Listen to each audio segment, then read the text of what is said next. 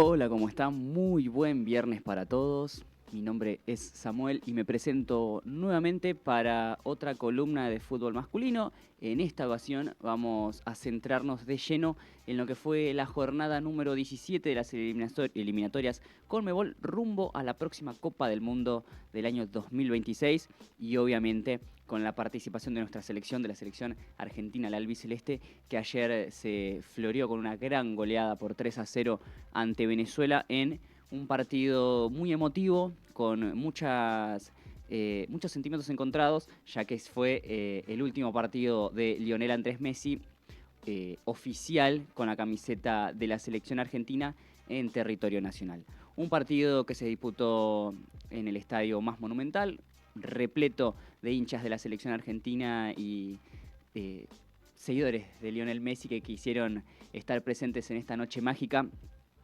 en lo que fue también un resultado que quedará para la anécdota porque las luces quedaron en Lionel Messi, que se fue ovacionado, obviamente, como cientos de miles de veces que jugó aquí en Argentina, y obviamente con un gol, con dos goles a favor de la selección que quedó primera en su grupo en las eliminatorias con 38 puntos, ya sacándole 10 de diferencia a sus principales perseguidores, en este caso Brasil, y un poquito más atrás Uruguay, y cerrando casi con un broche de oro la participación aquí en la Argentina, y luego tendrá que visitar el país ecuatoriano para el duelo ante la tricolor, ya para cerrar estas eliminatorias de una buena manera, a ver si Argentina puede mantener estos buenos resultados que estuvo cosechando en las últimas fechas y cerrar por lo menos con 41 puntos, mejor dicho.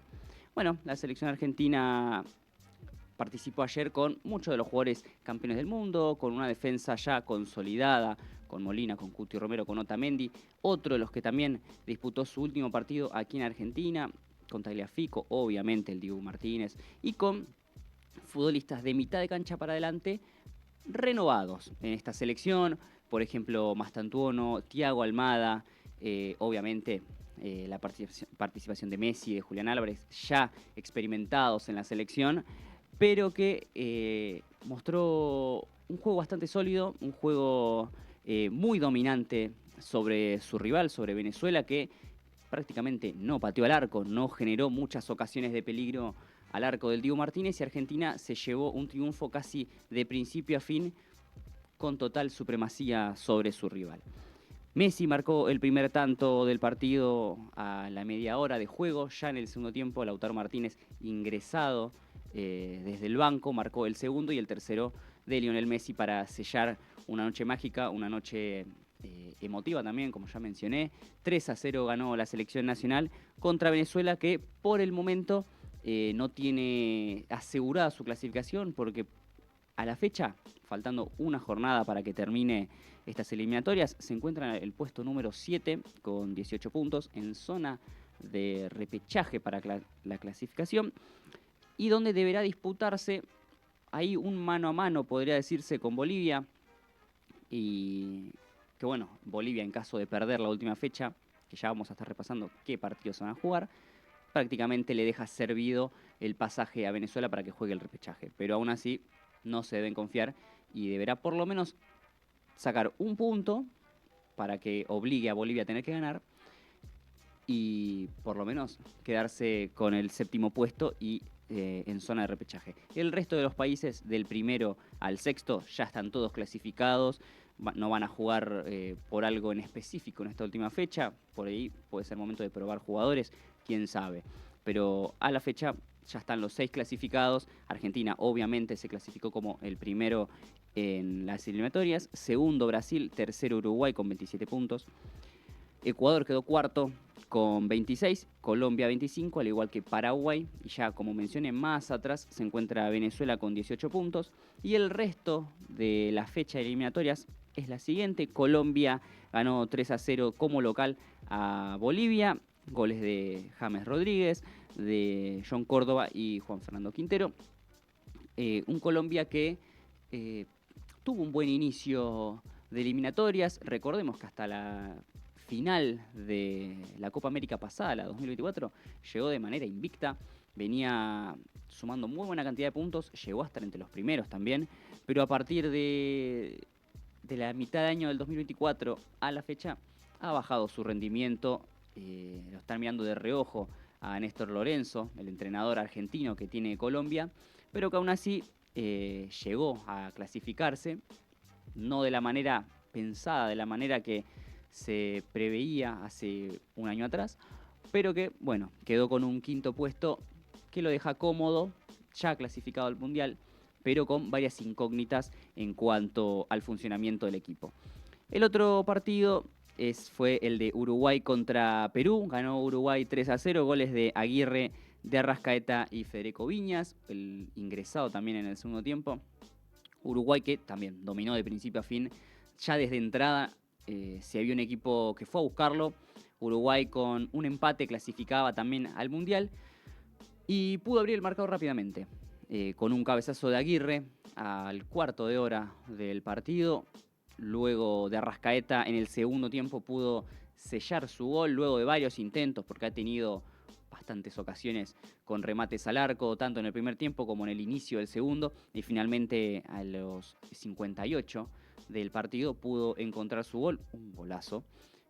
Tomó una pelota de aire y fusiló el arco de Gallese, que nada pudo hacer para salvar lo que fue el segundo tanto de Uruguay. Y ya sobre el final, Federico Viñas, luego una gran recuperación de Ugarte en el medio campo, luego abrió para la izquierda con Rodríguez, el centro lo capturó Viñas dentro del área, puso un resultado 3-0 totalmente justificado. Uruguay fue superior en todo momento, Perú poco y nada logró hacer en el partido. Una selección peruana que ya se quedó eliminada. Llegó con chances de poder sumar un milagroso puesto en repechaje. Tenían que darse muchos resultados y tenía que ganar los dos. Y ganar un partido para Perú en este último tiempo se le ha hecho muy difícil. Tan solo sumó 2 victorias en estas 17 fechas de las eliminatorias. Y cerró por el momento la fecha en el puesto número 9 con 12 puntos a falta de una jornada que, bueno, ya deberá jugarlo sin chances de clasificarse. El otro partido fue el empate 0-0 entre Paraguay y Ecuador. El equipo paraguayo dirigido por Gustavo Alfaro ya se clasificó al Mundial va a jugar un Mundial luego de 16 años. La última participación mundialista de Paraguay fue en el año 2010. Recordado equipo con jugadores como Roque Santa Cruz, Nelson Aedo Valdés, entre otros grandes jugadores que tuvo Paraguay en esa época. Esta vez vuelve a clasificarse de la mano de Alfaro, una selección paraguaya que ha sido sólida en gran parte de las eliminatorias. Si bien no ha sido dominante, pero ha mantenido siempre ese equipo sólido defensivo y en ataque también. Recordemos que le ganó a la selección argentina. La selección paraguaya es un rival muy difícil y para respetar en el continente sudamericano. No es, como dije recién, no es de las grandes selecciones dominantes, pero es un equipo a respetar y a tener cuidado cada vez que te toque jugar tanto de visitante como de local. Por su parte, Ecuador ha quedado en el cuarto puesto. Ecuador también, de principio a fin de estas eliminatorias, ha tenido chances enormes de poder cerrar mucho antes su pase al Mundial. Vino de 3 empates consecutivos, pero que estaba al caer su clasificación y finalmente ya está metido por lo menos entre los primeros 4. Veremos si puede cerrar esta gran eliminatoria que hizo, como dije, de principio a fin, sin sufrir problemas en el equipo. Siempre una selección que es una de las revelaciones de estas eliminatorias, una gran selección que tiene mucho para dar, mucho potencial, muchos jugadores jóvenes también. Por ejemplo, el caso de Kendry Páez, un gran jugador que a mí me gusta mucho y que tendrá todavía 9 meses para mejorar también lo que es su equipo, retocar algunas piezas y por qué no llegar de buena manera al Mundial y dar por ahí el batacazo. Y el último partido fue entre Brasil y Chile. Chile eliminado, Brasil también ya clasificado al próximo Mundial, sin sus máximas figuras, sin Vinicius, sin Rodrigo. Brasil con Estevao, Lucas Paquetá y Bruno Guimaraes, goleó 3-0 a la selección chilena, que también, sin sus figuras, sin sus jugadores fundamentales en lo que fue la era dorada que tuvo Chile, con muchos futbolistas jóvenes y proyectos a largo plazo, plazo y medio, podría decirse, que tiene la selección chilena, que cerró estas eliminatorias de muy mala manera. Tan solo sumó 10 puntos, ganó 2 partidos, empató 4, perdió 11, recibió 27 goles. Es una de las selecciones que más goles recibió, solamente superado por Bolivia, que recibió 35 goles en estas eliminatorias. Chile nuevamente se queda afuera de un mundial y no participa del año 2014. Mientras que Brasil, obviamente, junto con Argentina, son los grandes dominantes de la Conmebol, y obviamente iba a dar un buen espectáculo ante una selección chilena, como repetí recién hace unos instantes, que está pasando un buen momento, y a pesar de tener algunos problemas internos a la selección brasileña, pudo sellar su clasificación en el segundo lugar. Ahora sí se viene la última fecha y cómo viene el panorama de cara a estos últimos 5 partidos, a qué hora se van a jugar y cuándo y cómo. Se van a jugar el día martes, 9 de septiembre. El primer partido lo va a jugar Ecuador contra la selección argentina en Guayaquil, en el Estadio Monumental. La selección va a tener que visitar un estadio muy complicado para enfrentarse a Ecuador. Veremos si Argentina por lo menos puede sacar la última victoria de estas eliminatorias. Después se viene una seguilla de amistosos a partir del mes de octubre. Se va a jugar a las 8 de la noche y luego 4 partidos, todos a la misma hora, 8:30. Bolivia contra Brasil. Aquí el equipo boliviano deberá cosechar una victoria en el Alto, en su nueva sede en estas eliminatorias, contra Brasil. Luego Venezuela recibirá a Colombia. Aquí están estos 2 partidos donde se definirá quién entra al repechaje. Y luego Perú contra Paraguay y Chile contra Uruguay. Ahora sí, repasando lo que fue el resto de eliminatorias en los otros continentes, en las otras confederaciones, ya tenemos más clasificados al Mundial, 16 de los 48 equipos participantes. Ya está clasificado, como mencioné, Argentina, Brasil, Ecuador, Uruguay, Ecuador y Colombia. Y en Centroamérica, Canadá, Estados Unidos y México, los países anfitriones de esta próxima Copa del Mundo. En Asia, Corea del Sur, Irán, Japón, Jordania y Uzbekistán, estos últimos 2 debutantes en un mundial. Y en Oceanía, Nueva Zelanda y Australia. Veremos si para la próxima fecha FIFA ya vamos a tener más clasificados, seguramente. Todavía faltan las eliminatorias europeas, así que hay eliminatorias para rato, pero de aquí de Sudamérica, bueno, Argentina obtuvo la clasificación, ayer ganó 3-0 y cerró de local una de las grandes participaciones en clasificaciones rumbo a un mundial. Mi nombre es Samuel Córdoba. Por el momento me despido, aparezco dentro de un rato y obviamente quédense con más noticiero hasta las 12.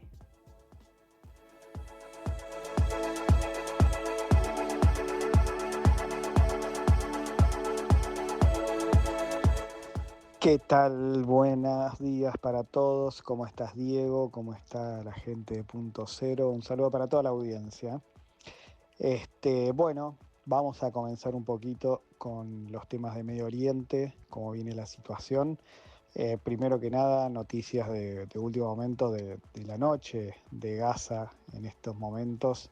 Se habla de que durante toda la jornada de ayer se registraron más de 90 muertos en distintos bombardeos que ha hecho la aviación israelí sobre distintas partes del territorio de la Franja de Gaza, en lo que concluye con una jornada nuevamente violenta y súper negra en cuanto a víctimas, obviamente con los informes que nos están dando todos los organismos que quedan dentro de la Franja de Gaza, ¿no?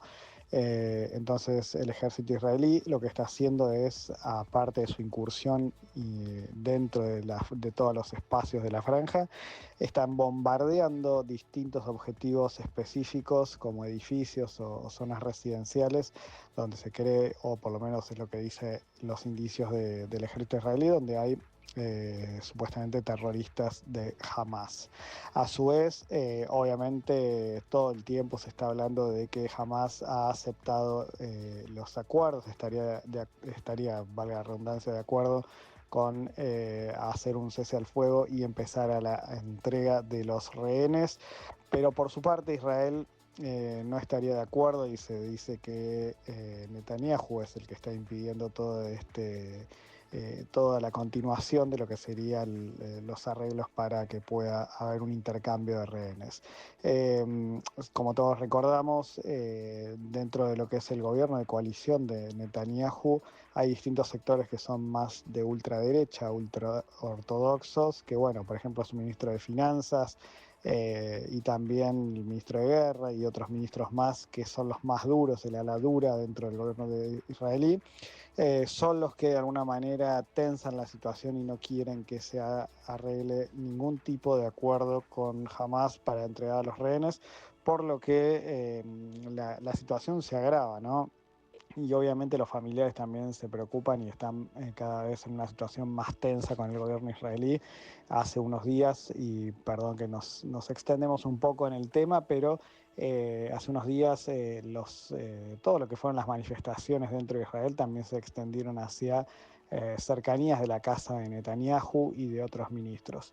En las últimas horas también el ministro Smotrich, como lo habíamos hablado, ha dicho que toda la parte de Cisjordania debe ser desalojada y hay que hundir de alguna manera esta idea o este sueño de que existan los dos estados, ¿no? El Estado palestino y el Estado israelí. Y obviamente amenazando de alguna forma de romper el gobierno en caso de que se llegue a algún tipo de acuerdo. Por lo tanto, en el terreno lo que sucede es que las fuerzas israelíes avanzan y retroceden todos los días dentro del mismo territorio de la franja, donde hay duros y largos enfrentamientos. Uno de los últimos enfrentamientos duró más de 7 horas continuas. Así que bueno, esta es la situación un poco dentro de lo que es la franja. Y lo que hablamos la última vez en el otro programa es que también dentro de Cisjordania se están sucediendo un montón de situaciones muy tensas, por lo que se está hablando internamente en Israel que en septiembre podría comenzar, o hacia fines de septiembre podría comenzar un gran avance sobre los territorios de Cisjordania y de alguna u otra forma separarlo de lo que es Jerusalén este, ¿no? Entonces, esta es la situación que tenemos en este momento dentro de Israel, que es bastante conflictiva, bastante tensa. Y bueno, en las próximas horas veremos cómo se sigue desarrollando, pero las noticias que vienen de la Franja de Gaza obviamente son muy, muy deshumanizadas y muy, muy tristes y bueno, bastante preocupante porque todavía hay rehenes dentro de Gaza. También en las últimas horas en algunos medios árabes se han hablado de que Israel estaría de alguna forma volando los distintos barrios que hay dentro de la Franja de Gaza, utilizando algunos tanques con robots que dejan explosivos en distintos barrios y esto haría estallar los barrios desde adentro, ¿no? También poniendo en peligro a mucha gente y a mucho obviamente de los rehenes que todavía quedan dentro de la misma Franja de Gaza. Así que bueno, este es el panorama que es bastante desolador, es bastante desalentador también en lo que es el futuro de Gaza y de lo que puede hacer un cese al fuego dentro de poco, ¿no? Esto por el momento no lo vemos posible y creemos que no va a pasar a menos que haya algún tipo de desarme total de Hamas y que se retiren de la Franja de Gaza definitivamente. Así que bueno, y de acá vamos a saltar a otro conflicto que está empezando a crecer también, que ya lo habíamos hablado, y que es el sur del Líbano. En las últimas horas y en los últimos días la aviación israelí también empezó a atacar muchos puntos dentro del sur del Líbano, obviamente aduciendo que habían mucha infraestructura de lo que era Hezbollah en esta zona del sur del Líbano, en distintas regiones, distintas ciudades, pero se han incrementado los ataques en los últimos días.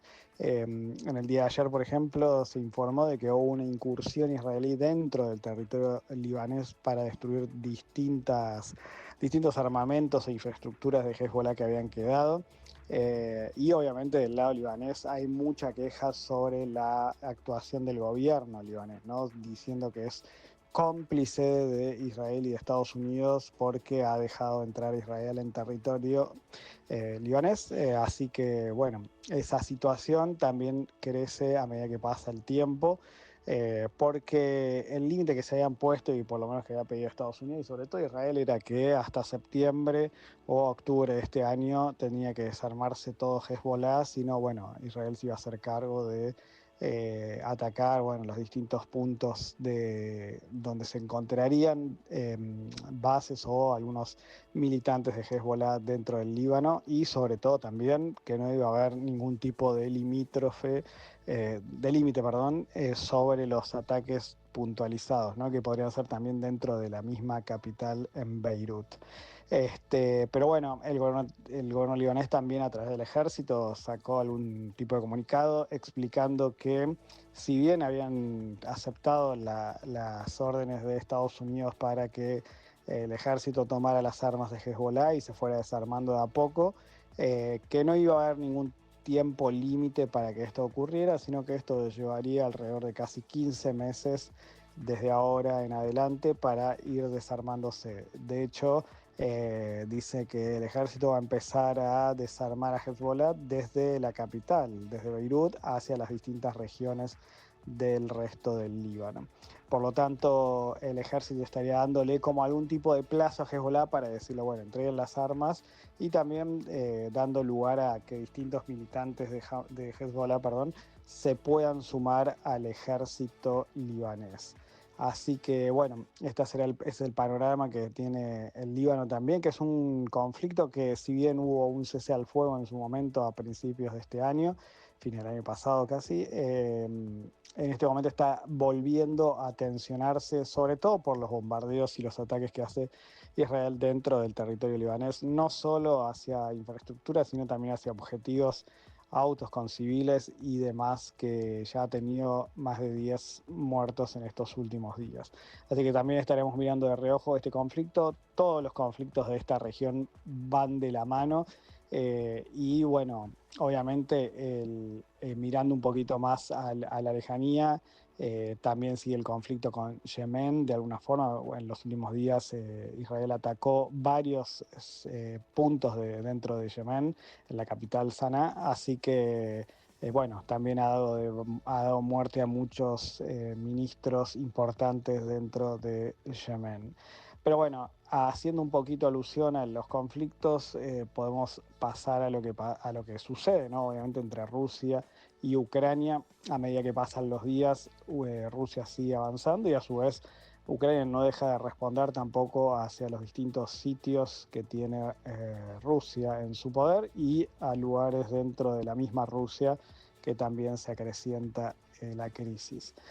Por su parte, el primer mandatario Putin parece ser que no pasa nada, ¿no? Y que ha hecho una gira por China, conmemorando con este gran desfile militar que se hizo en China en el día de ayer, en esta semana, con una gran movilización de tecnología y de vehículos y de misiles de largo alcance.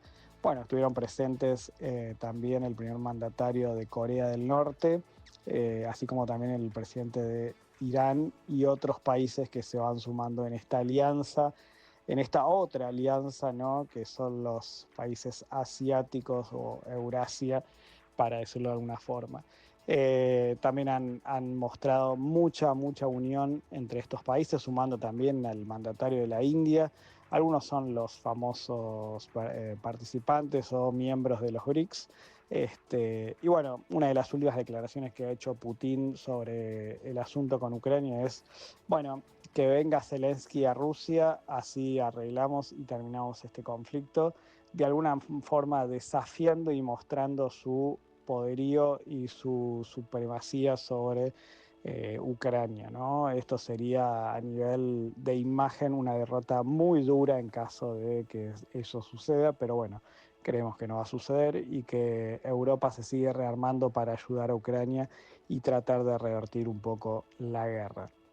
Así que bueno, esto ha sido un poco el panorama que tenemos en estos dos conflictos mundiales que son durísimos y que cada día presionan más a todos los mandatarios, no solo de la región y de los mismos países, sino que esto ya se extiende a nivel mundial para ver cómo se desenlaza todo. Así que bueno, Diego, esto ha sido todo. Les mando un saludo muy grande y que tengan un buen fin de semana.